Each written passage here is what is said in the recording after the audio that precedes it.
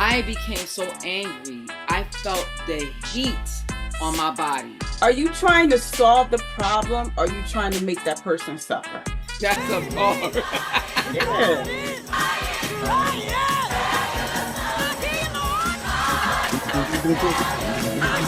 That's like my therapist told me one time, a man who sleeps on the floor cannot fall out of bed. That was brother Shaquille Sunflower.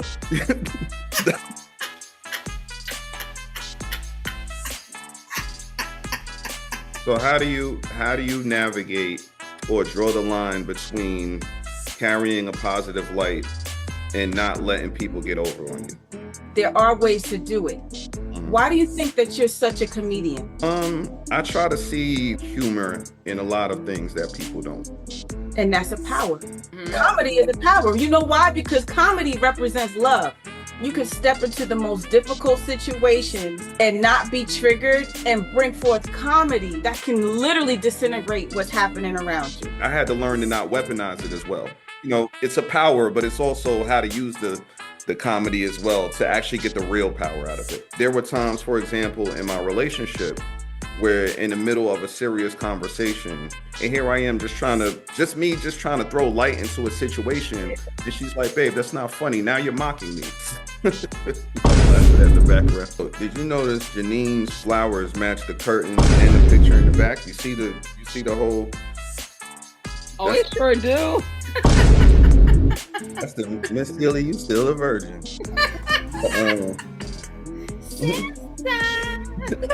That's the whole juke joint background. Got the same God's trying to tell you something. All right, got.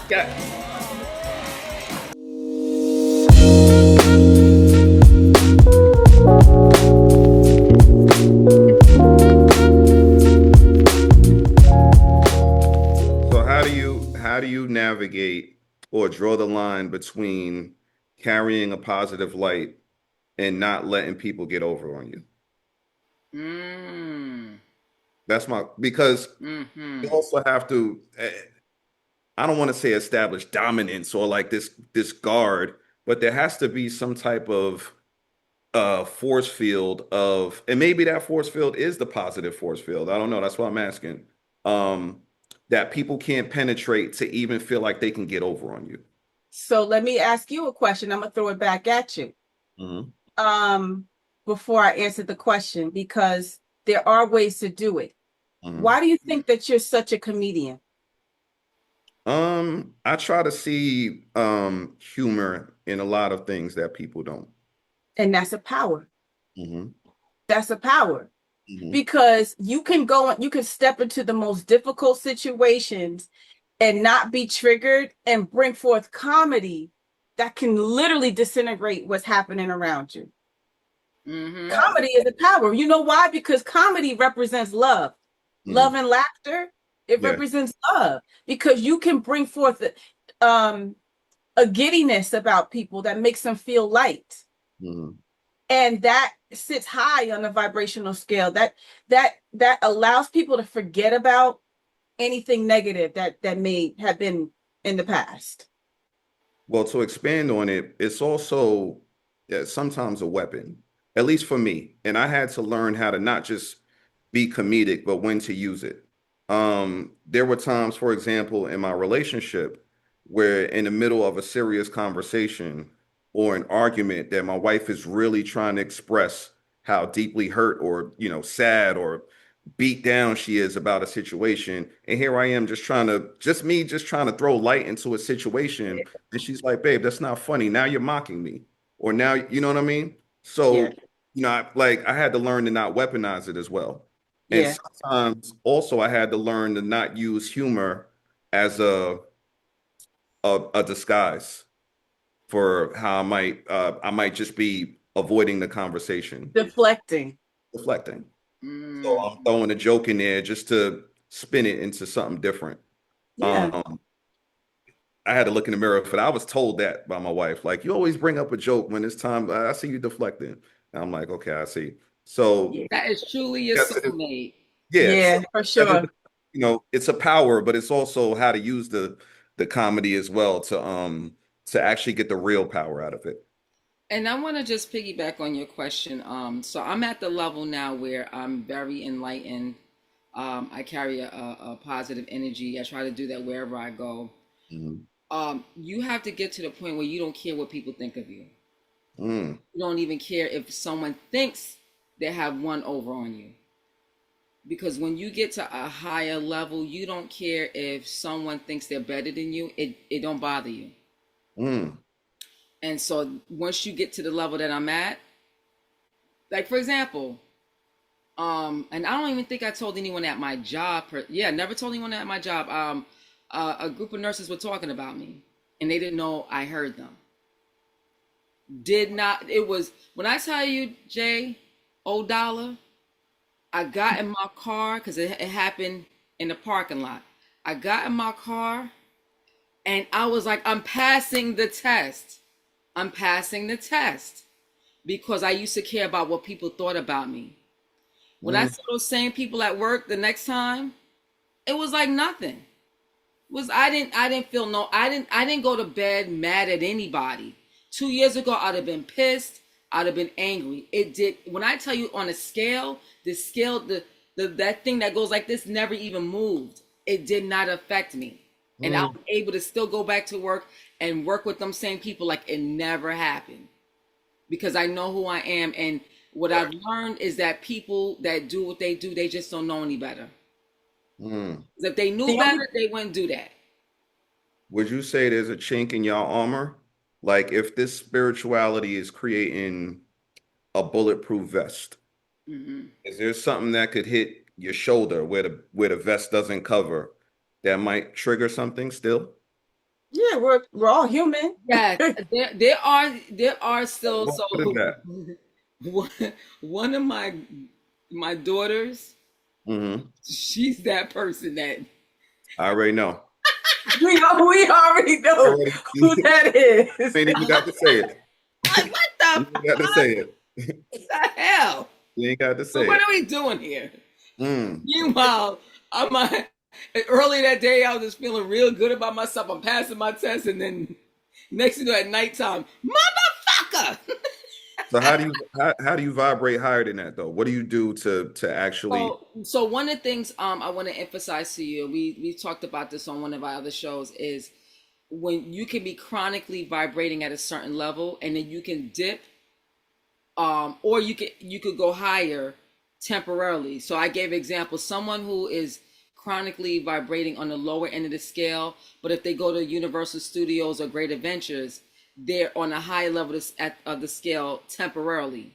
So, and then once they go home, they go right back to anger, shame, and guilt, that part of the scale. So for me, I'm chronically vibrating on the higher end, and then when situational things happen, I dip for a few minutes or a few hours, but then I go back up. Like something happened at work one day, and I became so angry. I felt the heat on my body, and I haven't felt that in a long time. I felt heat raging on my body, and I sat there in that moment for 15 minutes, and I literally was talking to my spirit guides about the situation, and by the time 15 minutes was up, everything was gone. I was back to normal, and I understood why that situation had to happen, and I let it go. That right there takes it takes time, and everyone needs to be at that level, because a lot of people are walking around angry and have so much inflammation in their body, because anger and stress causes sickness, and some people are so miserable that they have all these aches and pains and don't even know that's coming from the anger that they are holding on to. And going back to what I was saying, some people just they don't even realize they love being angry. It makes their day. They if they're not mad at somebody, if they're not on the phone gossiping about somebody, it doesn't feed their soul. So people watching the show really have to understand. You really have to understand how anger is not good. Chronic anger. But I want to piggyback off of that just a little bit, because I want to understand from the alternate side of an argument with your spouse, right? Do you think that somebody can still be held accountable without feeling ashamed? The question. In a relationship? Correct. Give me an example of what do you mean by like ashamed? So when you're in an argument with somebody, remember this is a conversation about knowing that that person is dead wrong, and you're trying to bring up your point, and then you say that that person all of a sudden they recognize that they're wrong based off of the things that you say. Is there a way, can that person still understand that they are accountable without you lowering their vibration in the process where they're feeling ashamed? Because Mm. a lot of people like to make you feel like you're the idiot, right? Or make you feel like, well, I tried to tell you, and your dumb ass don't want to listen, right? Or So or or is it ego on their part?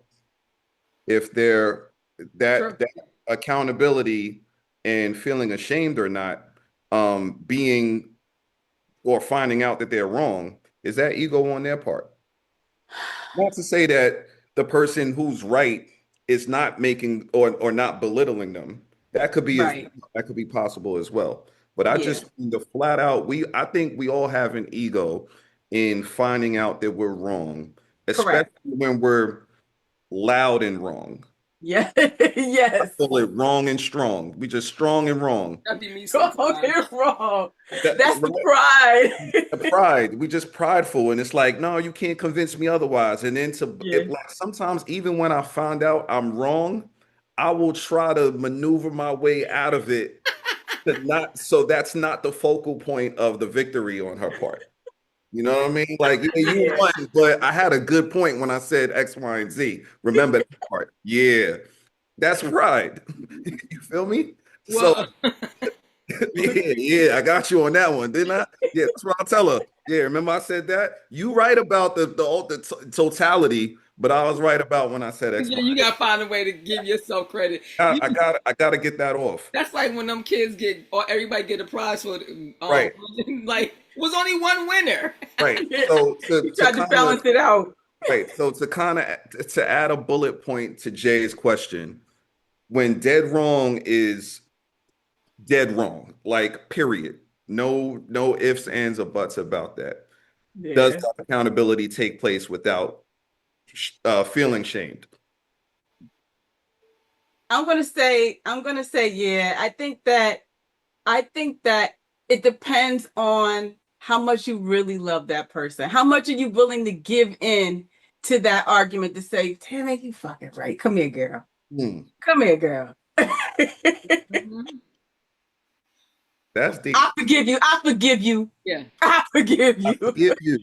Didn't Troy say that to you one time, Keith? Yes. Did he say Yes. that to you Yes. one time? I Yes. forgive. Even And though I I'm wrong, I forgive you. I yeah forgive yeah. you. I forgive you. So now we're going to talk about these 5 keys, these things that you can do that will help everybody, because you all know you need these keys to maintain your composure during these arguments with your spouse. So let's talk about these 5 keys. I'm going to say the first key when it comes to how can you maintain your composure when you know your spouse is dead wrong? Just pause. That's the first key. Just pause and take a step back, Hmm. because knowing that you can take a breather in the midst of something that you know you're already winning, you've already got the victory. So Mhm. just step back and allow the situation just calm down, and you take control of the situation before it gets out of hand. What do y'all think about that?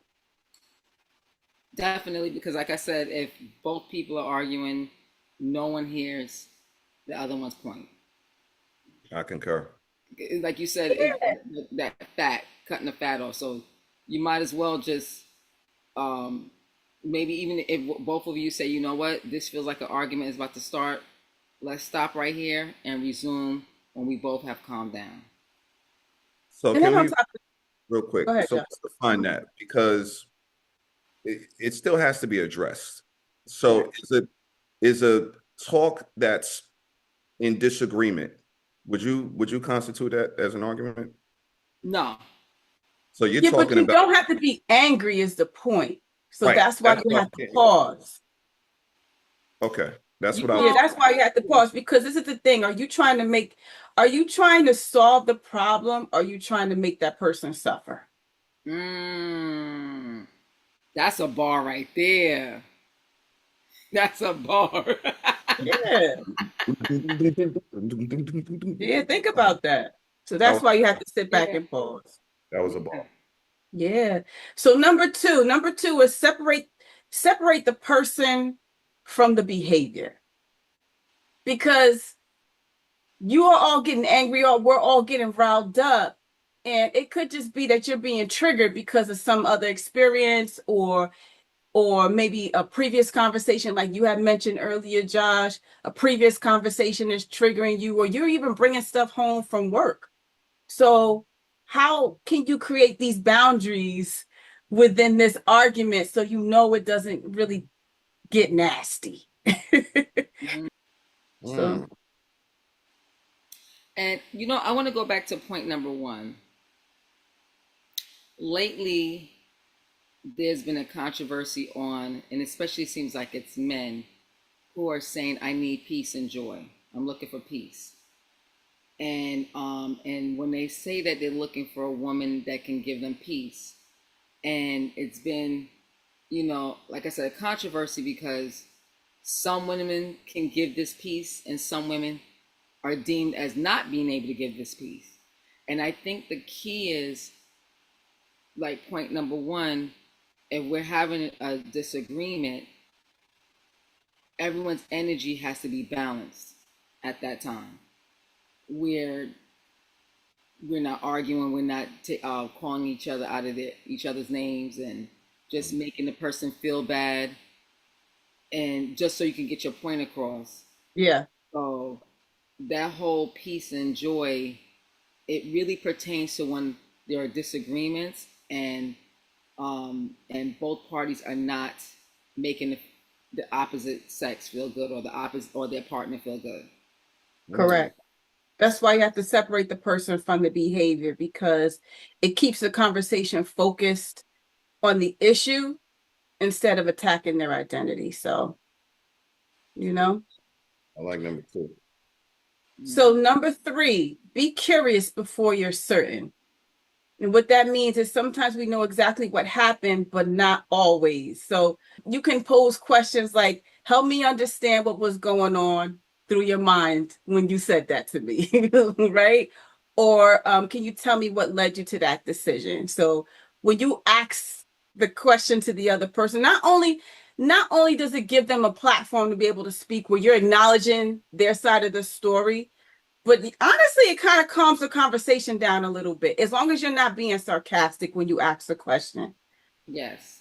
What do y'all think about that one? One of Well, my most Josh gave an example earlier in the conversation about that time when you saw that transaction happen, and you said, what you learned was that sometimes women um, are afraid of rejecting someone, not knowing what the outcome would be.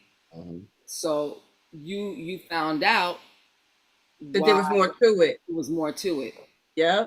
That's one of my most commonly asked questions at the beginning of a discussion that I feel like can turn into a disagreement. Like, help me understand, especially with, and I'm not saying this is my wife, but especially when someone has a hard time conveying what they really feel or what they're truly thinking.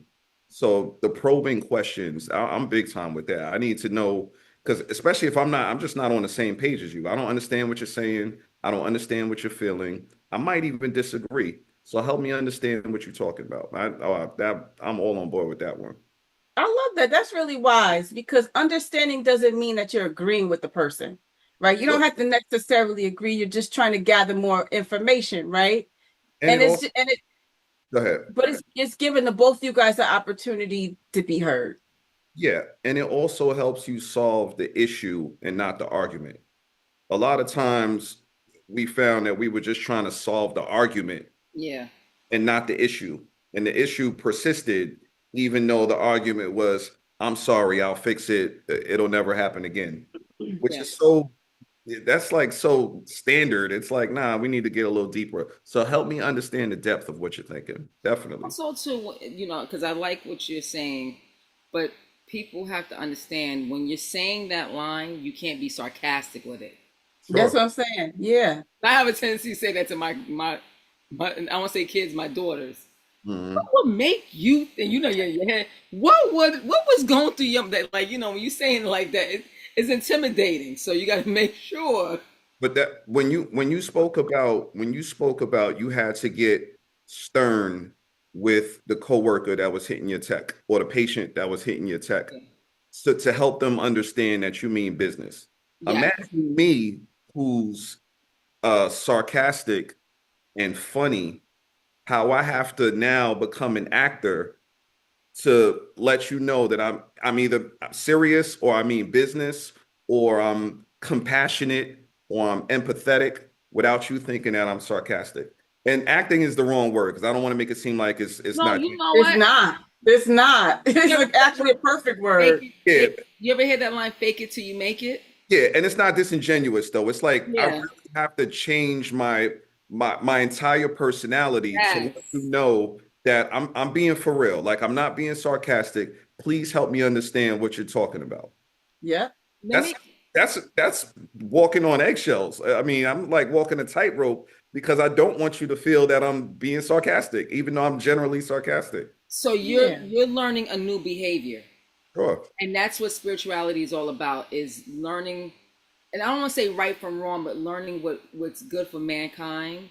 And Mhm. if you're not used to that kind of those kind of actions, you got to get used to. It's like moving into a new place.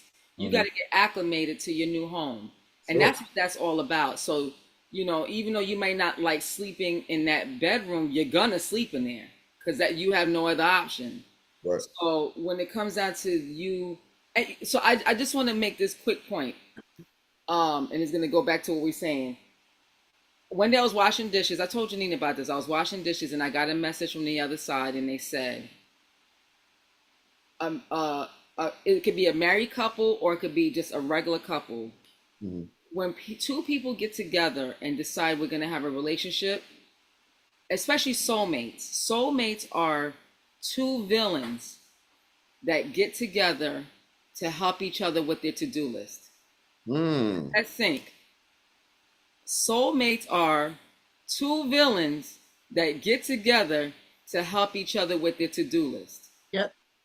Mm. So think about it, because if that person's your villain, they're gonna do all kind of stuff to ruffle your feathers. And Mhm. they won't even do it on purpose, but it's just the little things that they do, they get under your skin.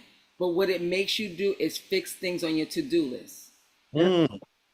So How can you change to be a better person? So Indeed. if you need to have patience, this partner of yours is going to do all kind of stuff To trigger you. to trigger you. So See. then now you got to fake it till you make it, until you can start learning how to have patience. Want to learn more about how to die and never come back to this bitch? Check out our exclusive content on our Soul Circle on Patreon.